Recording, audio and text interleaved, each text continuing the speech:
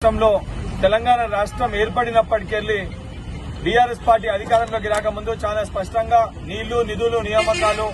job calendar ని ప్రకటిస్తామని చెప్పి 10 సంవత్సరాలు ఏదైతే తెలంగాణ యువత పట్ల ఒక మొండి వైఖరి ప్రదర్శించి వారిని పట్టించుకోకపోవడంతో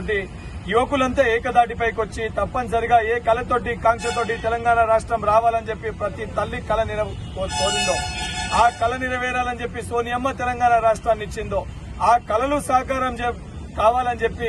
రేవంత్ రెడ్డి గారు పడుతున్న కష్టాన్ని చూసి బట్టి విక్రమార్క గారి పడుతున్న కష్టాన్ని చూసి తప్పనిసరిగా కాంగ్రెస్ ప్రభుత్వం వస్తే రేవంత్ రెడ్డి గారి బట్టి విక్రమార్క గారి ఆధ్వర్యంలో తప్పనిసరిగా మాకు ఉద్యోగాలు వస్తాయి, మాకు జాబ్ క్యాలెండర్ వస్తుందని ఒక నమ్మకంతో తెలంగాణ రాష్ట్ర వ్యాప్తంగా ఉద్యోగులందరూ ఏకదాటిపైకి వచ్చి అందరూ కూడా ఏదైతే కాంగ్రెస్ పార్టీని అధికారంలోకి తీసుకురావాలని చెప్పి ఆ బాధ్యతని వారి భుజస్కంధాలపైన వేసుకుని తెలంగాణ రాష్ట్ర వ్యాప్తంగా ఏదైతే సంబంధించి కాంగ్రెస్ పార్టీ పక్షాన ప్రచారం చేసి కాంగ్రెస్ పార్టీని అధికారంలోకి తీసుకొని వచ్చిన తర్వాత ముఖ్యమంత్రి రేవంత్ రెడ్డి గారు కాంగ్రెస్ పార్టీ మేనిఫెస్టోలో చెప్పిన విధంగా పెట్టిన విధంగా చాలా స్పష్టంగా ఏదైతే నిరుద్యోగులకు సంబంధించి జాబ్ క్యాలెండర్ ని ప్రకటిస్తాము, అసెంబ్లీ సాక్షిగా దీనిపైన ఏదైతే క్లారిటీ ఇస్తామని చెప్పి గౌరవ ముఖ్యమంత్రి గారు చెప్పిన విధంగా ఈ రోజు అసెంబ్లీ సాక్షిగా ఏదైతే జాబ్ క్యాలెండర్ ని ప్రకటిస్తూ ఈ యూపీఎస్సీ తరహాలో ఏ తేదీన ఏ రకంగా ఎగ్జామ్స్ ని నిర్వహిస్తామని ఒక భరోసాని కల్పించడానికి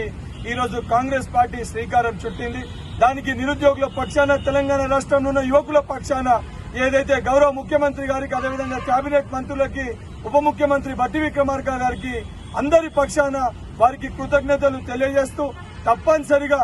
ఏదైతే సంబంధించి గ్రూప్ 2 పరీక్ష వాయిదా విషయంలో కూడా గత ప్రభుత్వం లెక్క పంతాలకి పోకుండా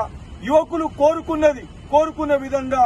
ఇది ప్రజాప్రభుత్వము వారి యొక్క బాధల్ని వింటది, వారి సమస్యల్ని పరిష్కరిస్తుందని చెప్పి ఒక భరోసాని కల్పించే విధంగా విద్యార్థులకు వెళ్ళి మొదలు పెడితే ఈ రోజు యూనివర్సిటీని మెరుగుపరచడానికి వెళ్ళి మొదలు పెడితే ఈ రోజు యువకులకి ఏదైతే టీజీపీఎస్సీ ప్రక్షాళన చేసి గ్రూప్ 1 పరీక్షలు కూడా ఎక్కడ చిన్న అవకతవకలు జరగకుండా